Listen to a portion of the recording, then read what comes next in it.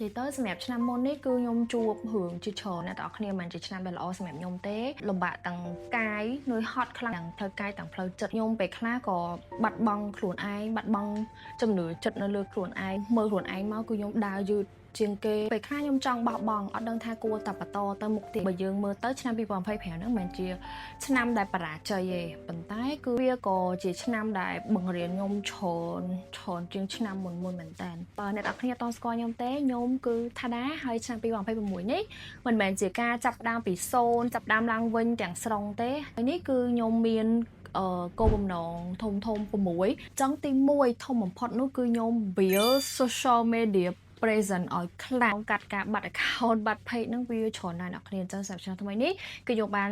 ទិញជាមួយនឹង page ថ្មីចំណុចទី2គឺរកលុយឲ្យបានច្រើនជាងមុនអញ្ចឹងដើម្បីរកលុយបានច្រើនជាងមុនគឺត្រូវធ្វើ marketing ឲ្យបានល្អជាងមុនហើយទី3គឺខ្ញុំចង់ធ្វើឲ្យ Lazy brand ដែលជា cosmetic brand របស់ខ្ញុំផ្ទាល់ហ្នឹងគឺ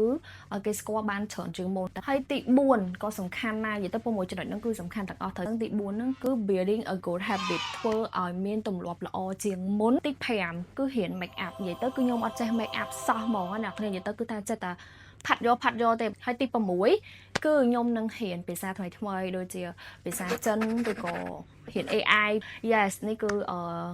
គោលបំណងទាំង6ដែលវាជា top priority របស់ខ្ញុំនៅក្នុងឆ្នាំថ្មីសម្រាប់អ្នកទាំងអស់គ្នានៅឆ្នាំថ្មីនេះបាន set គោលដៅហើយនៅបើ set ហើយអាច comment នៅខាងក្រោមនេះបានណា so នឹងអ្នកអ្នកឃើញសារវីដេអូនេះគឺអត់ប៉ុណ្្នឹងឯងអរគុណអ្នកទាំងគ្នាបាយបាយ